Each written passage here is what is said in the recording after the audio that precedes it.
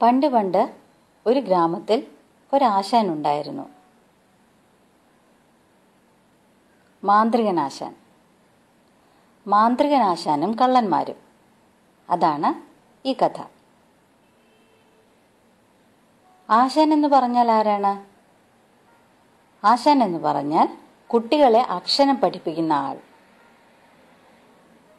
ആശാൻ കുട്ടികളെ അക്ഷരം പഠിപ്പിച്ച് കുട്ടികളെല്ലാം വലുതായിപ്പോയി. ആശാൻ വയസ്സനുമായി. കണ്ണു ശരിക്ക് കാണാൻ വയ്യ, ചെവിയും ശരിക്ക് കേൾക്കാൻ വയ്യ, കുട്ടികളില്ല, നടക്കാൻ വയ്യ, കാര്യങ്ങളൊക്കെ ഓർമ്മയിൽ നിൽക്കുന്നില്ല.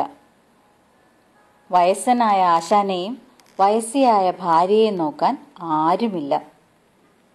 വടി കുത്തിയാൽ പോലും ശരിക്ക് നടക്കാൻ വയ്യാത്തതുകൊണ്ട് ആശാൻ വല്ലയിടത്തും പോകാൻ ഒരു കഴുതയെ വാങ്ങി. കഴുതയെ കെട്ടിയിടാൻ ആശാൻ ഒരു ദിവസം എന്തോ മറന്നുപോയി. ആ കഴുത എങ്ങോട്ടോ ഓടിപ്പോയി. ആ ഗ്രാമത്തിന്റെ അടുത്തുള്ള കാട്ടിൽ ഒരു സിംഹമുണ്ടായിരുന്നു. ഗ്രാമത്തിലേക്കുള്ള വഴിയരികിൽ ഒളിച്ചിരുന്നിട്ട് മനുഷ്യരാരെങ്കിലും ആ വഴിക്ക് വരുമ്പോൾ ഗർർ എന്നലറിക്കൊണ്ട് അവരുടെ മുൻപിലേക്ക് ചാടും. അവർ പേടിച്ച് അയ്യോ എന്ന് വിളിച്ചുകൊണ്ട് ഓടിപ്പോവും.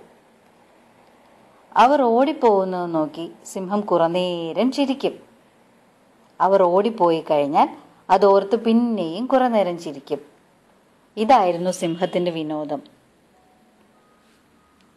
ഗ്രാമത്തിന് പുറത്ത് ഒരു കിണറുണ്ട്.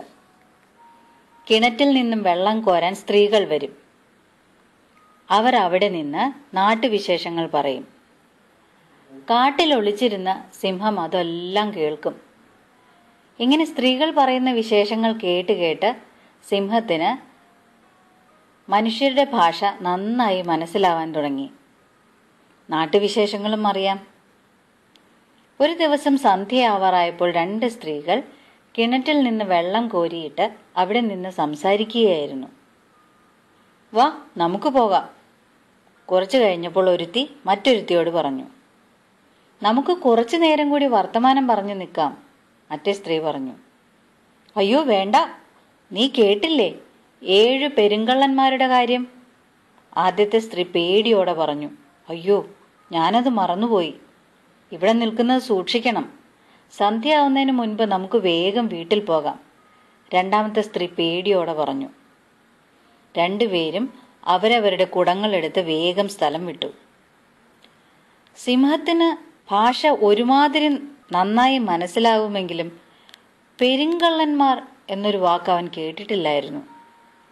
അവൻ വിചാരിച്ചു, മനുഷ്യൻ എപ്പോഴും എന്നെ കാണുമ്പോഴാണല്ലോ പേടിച്ചോടാറ്. ഇപ്പോഴിതാ അവർ ഏതോ പെരുങ്കള്ളന്മാരെ പേടിച്ചോടുന്നു.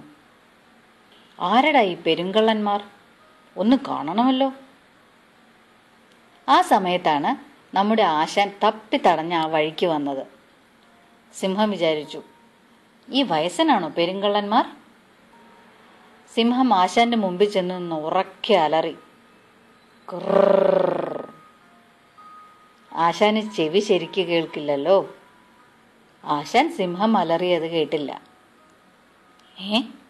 സിംഹം വിചാരിച്ചു, എന്റെ അലർച്ച കേട്ടിട്ടും ഇയാൾക്ക് ഒരു പേടിയുമില്ലെന്നോ? ഭയങ്കരം തന്നെ. ആശാൻ മുൻപിൽ നിൽക്കുന്ന സിംഹത്തെ കണ്ടു. പക്ഷെ ആശാന് ശരിക്ക് കണ്ണു കാണാൻ വയ്യല്ലോ. ആശാൻ വിചാരിച്ചു, ഓടിപ്പോയ കഴുതയായിരിക്കും മുന്നിൽ വന്ന് നിൽക്കുന്നതെന്ന്. ആശാൻ കയ്യിലിരുന്ന വടിയെടുത്ത് സിംഹത്തിന് 2 അടി വെച്ചു കൊടുത്തു. എന്നിട്ട് പറഞ്ഞു, തിന്നു വയറ് നിറച്ച് പണിയെടുക്കാതെ നടക്കുകയാണല്ലേ നീ? നടക്ക് വീട്ടിലേക്ക്. സിംഹം വിചാരിച്ചു, ഇയാൾക്ക് എന്നെ പേടിയില്ലെന്ന് മാത്രമല്ല എന്നെ അടിക്കുകയും ചെയ്യുന്നു. ഇയാളുള്ളപ്പോൾ മനുഷ്യരാരും എന്നെ കണ്ടു പേടിക്കുമെന്ന് തോന്നുന്നില്ല.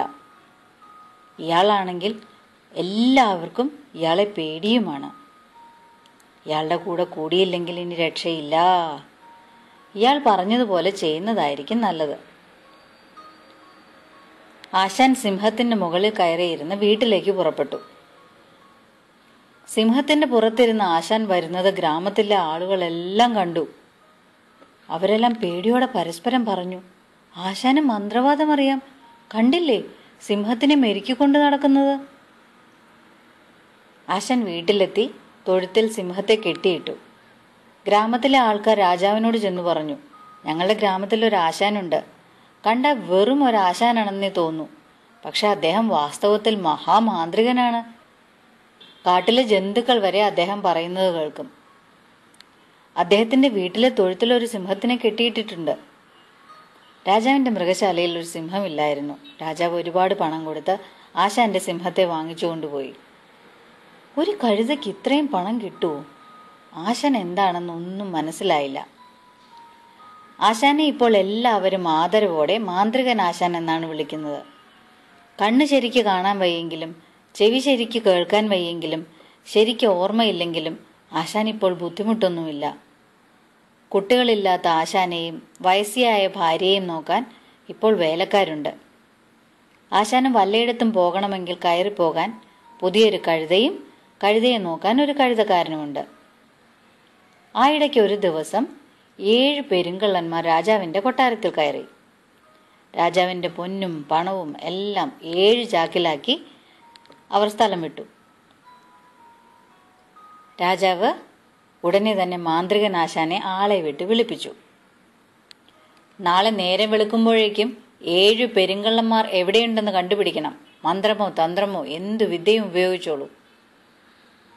ആശാൻ വീട്ടിൽ വന്ന് ഭാര്യയോട് പറഞ്ഞു, എനിക്ക് മാന്ത്രിക ശക്തി ഉണ്ടെന്നാണ് രാജാവിന്റെ വിചാരം. 7 പെരുങ്കള്ളന്മാരും എവിടെയുണ്ടെന്ന് നാളെ നേരം വെളുക്കുമ്പോഴേക്കും പറഞ്ഞില്ലെങ്കിൽ ആകെ കുഴപ്പമാവും. നമുക്ക് ഇന്ന് രാത്രിയാവുമ്പോൾ ആകാശത്ത് 7 നക്ഷത്രങ്ങളും ഉദിച്ചു കഴിയുമ്പോൾ ആരും കാണാതെ വേറെ എങ്ങോട്ടേക്കെങ്കിലും പോയി കളയാം. മാന്ത്രികനാശാൻ പെരുങ്കള്ളന്മാരെ കണ്ടുപിടിക്കാൻ പോകുന്നു എന്ന വാർത്ത നാട്ടിലെല്ലാം പരന്നു. കാട്ടിൽ ഒളിച്ചിരുന്ന 7 പെരുങ്കള്ളന്മാരും അത് കേട്ടു. കള്ളന്മാരുടെ തലവൻ ഒരു കള്ളനോട് പറഞ്ഞു, ഈ ആശാൻ കുഴപ്പക്കാരനാണെന്ന് തോന്നുന്നു. നീ പോയി അയാളുടെ വീട്ടിനടുത്ത് ഒളിച്ചിരുന്ന് അയാൾ എന്താണ് ചെയ്യുന്നതെന്ന് നോക്കിയിട്ട് വാ. രാത്രിയായപ്പോൾ കള്ളൻ ചെന്ന് ആശാന്റെ വീടിന് പുറത്ത് ഒളിച്ചിരുന്നു. ആ സമയത്ത് ജനാലയ്ക്കടുക്ക വന്ന ആശാൻ ആകാശത്തേക്ക് നോക്കി. 7 നക്ഷത്രങ്ങളിൽ ഒരെണ്ണം ഉദിച്ചിരിക്കുന്നത് കണ്ടു. ആശാൻ ഭാര്യയോട് പറഞ്ഞു, ഒരെണ്ണം വന്നിട്ടുണ്ട്, ഇനി 6 കൂടി വരാനുണ്ട്. ഒളിച്ചിരുന്ന പെരുങ്കള്ളൻ അത് കേട്ടു. അവൻ പേടിച്ച് കള്ളന്മാരുടെ തലവനോട് ചെന്ന് പറഞ്ഞു, ഈ ആശാൻ ശരിക്കും മാന്ത്രികനാണ്. ഇരുട്ടത്ത് കുറ്റിക്കാട്ടിൽ ഒളിച്ചിരുന്ന എന്നെ കണ്ണ് ശരിക്ക് കാണാൻ വയ്യാത്ത അയാൾ കണ്ടു. പെരുങ്കള്ളന്മാരുടെ തലവൻ പറഞ്ഞു, അങ്ങനെ ഒരു മാന്ത്രികനോ? എന്നാ വാ, നമുക്ക് പോയി നോക്കാം. 2 പെരുങ്കള്ളന്മാരും കൂടി ആശാന്റെ വീടിന് പുറത്ത് ഒളിച്ചിരുന്നു. ആ സമയത്ത് പിന്നെയും ജനലിലടുക്ക വന്ന് ആശാൻ ആകാശത്തേക്ക് നോക്കി. 7 നക്ഷത്രങ്ങളിൽ രണ്ടാമത്തേത് ഉദിച്ചിരിക്കുന്നു. ആശാൻ ഭാര്യയോട് പറഞ്ഞു, ഒരെണ്ണം കൂടി വന്നിട്ടുണ്ട്, ഇനി 5 കൂടി വരാനുണ്ട്. ഇത് കേട്ട് പെരുങ്കള്ളന്മാർ പേടിച്ച് കിടുകിട വിറച്ചുപോയി. അവർ പോയി 7 ചാക്കിലാക്കി കെട്ടിവച്ചിരുന്ന പൊന്നും പണവും എല്ലാം എടുത്തുകൊണ്ടുവന്ന് മാന്ത്രികനാശാന്റെ കാലിൽ വെച്ച് തൊഴുതു. ഞങ്ങളെ രക്ഷിക്കണം. അവർ പറഞ്ഞു, ഈ പൊന്നും പണവും ഒന്നും ഞങ്ങൾക്ക് വേണ്ട, ഞങ്ങൾ ഈ നാട്ടിൽ നിന്ന് എങ്ങോട്ടെങ്കിലും ഓടിപ്പോയിക്കോളാം. കള്ളന്മാർ ആ രാത്രി തന്നെ ആ രാജ്യം വിട്ട് ഓടിപ്പോയി. രാജാവിന് തന്റെ സ്വത്തെല്ലാം തിരിച്ചു കിട്ടിയപ്പോൾ വളരെ സന്തോഷമായി. 7 ചാക്കിൽ 1 ചാക്ക് നിറയെ പൊന്നും പണവും രാജാവ് ആശാന് കൊടുത്തു. ആശാൻ ഇപ്പോൾ പരമസുഖമാണ്. കണ്ണ് ശരിക്ക് കാണാൻ വയ്യെങ്കിലും ചെവി ശരിക്ക് കേൾക്കാൻ വയ്യെങ്കിലും ശരിക്ക് ഓർമ്മശക്തി ഇല്ലെങ്കിലും ആശാൻ ഇപ്പോൾ ഒരു ബുദ്ധിമുട്ടുമില്ല. കുട്ടികളില്ലാത്ത ആശാനെയും വയസ്സിയായ ഭാര്യയെയും നോക്കാൻ ഇപ്പോൾ ഒരുപാട് വേലക്കാരുണ്ട്. ആശാന് വല്ലയിടത്തും പോകണമെങ്കിൽ കയറിപ്പോകാൻ പുതിയൊരു വെള്ള കുതിരയും കുതിരയെ നോക്കാൻ ഒരു കുതിരക്കാരനും. പട്ടുകുപ്പായങ്ങളിട്ട് പൊന്നും മുത്തുമണിഞ്ഞ് കുതിരപ്പുറത്ത് കയറി വഴിയിൽ കൂടി ആശാൻ പോകുമ്പോൾ ആളുകൾ വഴിയരികിൽ നിന്ന് ബഹുമാനത്തോടെ പറയും, അതാ മാന്ത്രികനാശാൻ പോകുന്നു. അദ്ദേഹം വെറുമൊരാശാനല്ല, മഹാമാന്ത്രികനാണ്. കാട്ടിലെ ജന്തുക്കൾ വരെ അദ്ദേഹം പറയുന്നത് കേൾക്കും. ഇരുട്ടിലും കാട്ടിലും അദ്ദേഹത്തിന് കാണാം.